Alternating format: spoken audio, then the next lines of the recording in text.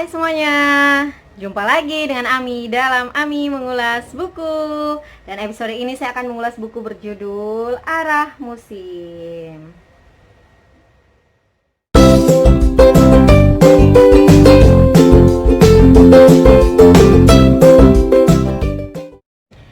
Tindakan-tindakan kecil kita di masa lalu telah mengubah banyak di kehidupan kita saat ini. Mungkin kita menyadarinya, mungkin kita telah melupakannya. Meski kemudian kita kebingungan karena tidak mampu memahami rentetan kejadian sebab dan akibat itu.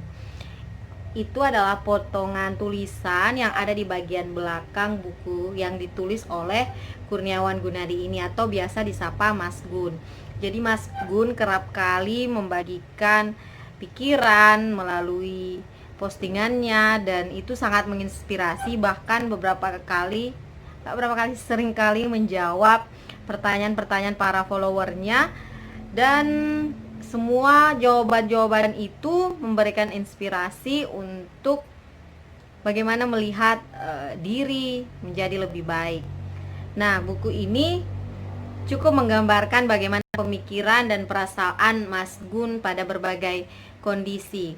Lagi-lagi seperti tulisan-tulisan Mas Gun sebelumnya, tulisan ditulis dengan bahasa yang mudah dimengerti dan pilihan kata menarik, sehingga membuat para pembaca, khususnya saya, ketika membaca Arah Musim ini, belajar musim terdiri dari 6 bab yang bisa dibaca tidak secara berurutan. Di dalamnya kita akan mendapatkan berbagai tulisan singkat, baik tentang bagaimana keluarga membina kehidupan mereka, bagaimana seseorang merasa belum melakukan sesuatu, bagaimana seorang ayah memikirkan banyak hal tentang anaknya, namun terkadang anaknya lupa, bagaimana seorang yang mau terus mencoba menerima dirinya. Itu hanya sebagian ya dari banyaknya tulisan-tulisan singkat yang ada dalam buku ini.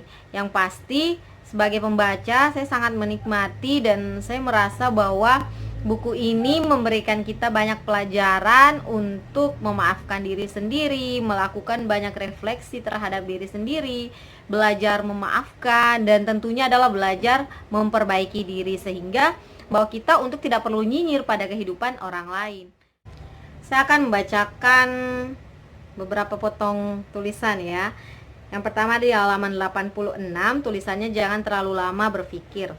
Orang-orang baik yang telah kamu lewatkan mungkin menjadi pertanda bahwa kamu belum sebaik dirinya atau kamu terlalu baik baginya.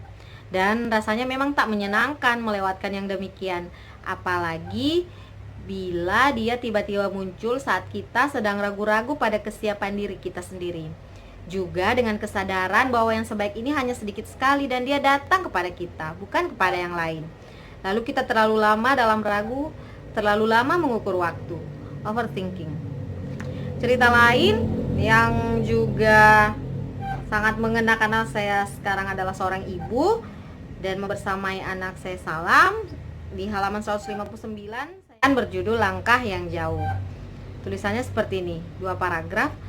Semoga anak-anak kita mampu melangkahkan kakinya lebih jauh, menapaki jalan yang kita lalui, juga jalan baru yang akan membuat kita bangga. Semoga mereka mampu menyelami lebih dalam sampai ke dasar hati bumi ini, hingga mereka bisa mencintai, merawat, dan tumbuh dengan pemahaman yang membumi. Semoga mereka mampu mewujudkan citanya, tak mudah goyah, tak mudah ragu. Semoga mereka bisa tumbuh dalam kepercayaan, bukan pertanyaan-pertanyaan yang mengerdilkan. Semoga mereka bisa tumbuh dengan adab, tumbuh menjadi pribadi yang tumbuh menjadi pribadi yang halus sekaligus kuat. Semoga anak-anak kita bisa melihat apa yang sedang kita siapkan untuk mereka dari orang tuanya yang bekerja siang malam belajar ini dan itu. Semoga mereka bisa memahami jika mereka tumbuh melalui perjuangan. Lagi-lagi persoalan isi semuanya menarik ya. Itu hanya 2 dari sekian banyak tulisan yang sangat menarik, termasuk untuk ya kalian yang sedang berada dalam quarter life crisis. Banyak hal yang bisa kita temukan dalam buku ini. Hal menarik lainnya dalam buku ini adalah sampul. Sampulnya ada daun dan kesannya sederhana namun bermakna. Mungkin mendeskripsikan isi dari buku ini. Tulisan-tulisan yang sederhana namun penuh makna dan mengena. Buku setebal 188 halaman ini bisa juga menjadi teman saat membaca, menghibur dan tentunya memotivasi, apalagi untuk kita yang acap kali lupa pada hal-hal kecil, hal-hal sederhana yang ada di sekitar kita. Buku ini adalah reminder dan sangat cocok untuk siapapun yang mau mengembangkan dirinya. Apalagi tadi yang saya sebutkan, ketika kita atau kalian berada dalam quarter life crisis. Sekian ulasan buku Arah Musim, semoga bermanfaat. Dan untuk teman-teman yang belum subscribe, dan kalau ada usulan buku yang bisa diulas, silahkan berbagi ya. Sampai jumpa di Ami Mengulas Buku episode selanjutnya.